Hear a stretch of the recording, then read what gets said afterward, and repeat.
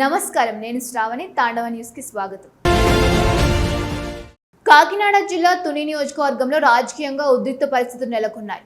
Social మీడియాలో ప్రభుత్వానికి వ్యతిరేకంగా పోస్టులు పెట్టారనే ఆరోపణలతో జనార్దపురం గ్రామానికి చెందిన వైఎస్ఆర్ కాంగ్రెస్ పార్టీ నాయకుడు లెక్కల భాస్కర్పై కేసు నమోదు కావడం, అనంతరం పోలీసులు ఆయన ఇంటికి వెళ్లి స్టేషన్కు రావాలని కోరడం వివాదానికి దారితీసింది. అలాగే పోలీసులు వ్యవహరించిన తీరుపై మాజీ మంత్రి, కాకినాడ జిల్లా వైఎస్ఆర్సీపీ అధ్యక్షుడు దాడిశెట్టి రాజా తీవ్రంగా స్పందించారు. మహిళలు, చిన్నారులపై పోలీసులు వ్యవహరించిన తీరుపై ప్రశ్నలు లేవనెత్తారు. ఈ ఘటనకు సంబంధించిన పూర్తి వివరాలు ఇప్పుడు చూద్దాం.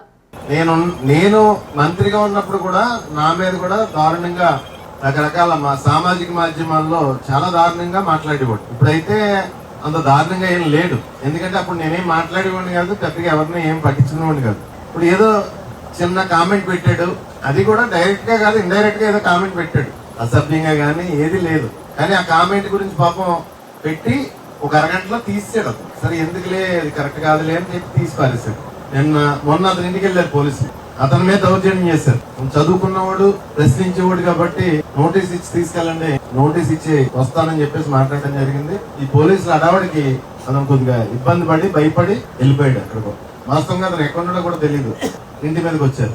ఇంటి మీదకి వచ్చి రాత్రి 8ంటికి వచ్చారు. టైమింగ్ కూడా చూసుకోండి జాగ్రత్తగా. రాత్రి 8ంటికి పోలీసులు ఇంట్లో ఆడవాళ్లే ఉన్నారు. వాళ్ళ అమ్మ కూడా బెంగ పెట్టుకుంది. కుర్రోడు కనపట్లేదు, 24 గంటల నుంచి ఎక్కడికో పోయాడు, పారిపోయాడు. బెంగ పెట్టుకున్న వాళ్ళ అమ్మ మీద ఆ ఇంట్లోకి వచ్చి లోపలికి వచ్చి డిపార్ట్మెంట్ దౌర్జన్యం చేసి అక్కడ ఇంటర్మీడియట్ చదివి కుర్రోడు ఉన్నాడు. ఆ ఇంట్లో కుర్రోడు, ఆ కుర్రోడు మీద చేసుకున్నాడు. 14 కానీ 15 సంవత్సరాలు కానీ పిల్లాడు, అంటే మైనర్. ఆ కుర్రోడ్ని కొట్టారు. పోలీస్ డిపార్ట్మెంట్ అన్న తర్వాత ఎలక్షన్ లో మనం ఓడిపోయాం. వాళ్ళని ఏదైతే పోలీస్ అధికారులు ఉన్నారో వాళ్ళందరినీ కూడా ప్రజెంట్ ప్రభుత్వం అధికారంలో ఉన్న తెచ్చుకున్న తర్వాత వాళ్ళకే ఉపకారం చెయ్యాలి. ధర్మం కూడా అది 100% చేయాలి. 100 కాదు, 200% చేసేయండి. మా మీద మీ నచ్చిన కేసులు పెట్టేసుకోండి. ఎందుకంటే వాళ్ళు తెచ్చుకున్నారు కాబట్టి మనం వాళ్ళకి చెయ్యాలన్నది కాన్సెప్ట్ లో ఉంటారు కాబట్టి బ్రెయిన్ లో మీకు నచ్చిన కేసులు పెట్టేసుకోండి మా మీద. అంతేగాని ఇంట్లో మీద పడి చిన్నపిల్లలది కొట్టడం ఎంతవరకు సమంజసం? నేను అడుగుతున్నా, ఈ రాష్ట్రంలో ఉన్న పోలీస్ డిపార్ట్మెంట్ మొత్తాన్ని అడుగుతున్నాను. ఇంటర్మీడియట్ చదివి ఫస్ట్ ఇయర్ వచ్చిన చిన్నపిల్లల్ని రాత్రి 8 గంటలకు ఇంట్లో మహిళలో ఉండగా ఆ ఇంటి మీద దాడి చేసి కొట్టడం ఎంతవరకు సమంజసం? కరెక్టేనా ఇది? మీకు మాకు వ్యక్తిగతంగా విభేదాలు ఏం లేవు కదా?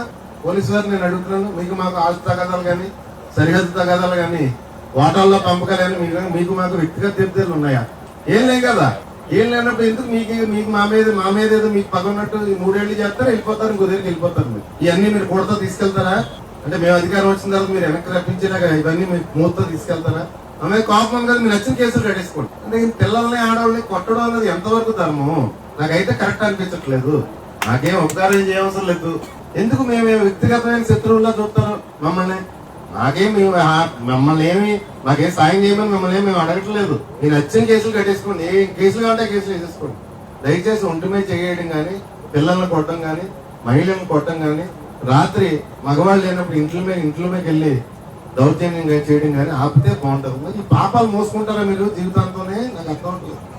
ఇవాళ వీళ్ళు ఉన్నారు, రేపు మేముంటాం అధికారంలోని. ఇంకో దగ్గరికి వెళ్తే ఈ మొత్తం కూర్చుంటారా మీరు? కొద్దిగా తమాయించుకోమని రిక్వెస్ట్ చేస్తున్నాను. ఎందుకంటే మీతో రాజకీయం చేసే టైం మాకు లేదు, అసలు పట్టించుకోం. మేము రాజకీయ నాయకులతో రాజకీయం చేసుకుంటాం కానీ పోలీసుతో మాకు పని ఉంటది. రాజకీయ నాయకులుగా మాకు ఈ వ్యవస్థ మాకు పని ఉంటది. మా ప్రత్యేక రాజకీయ నాయకులతో రాజకీయం చేసుకుంటాం.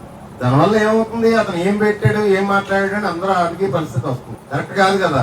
తాండవ news. For more updates, like, share and subscribe.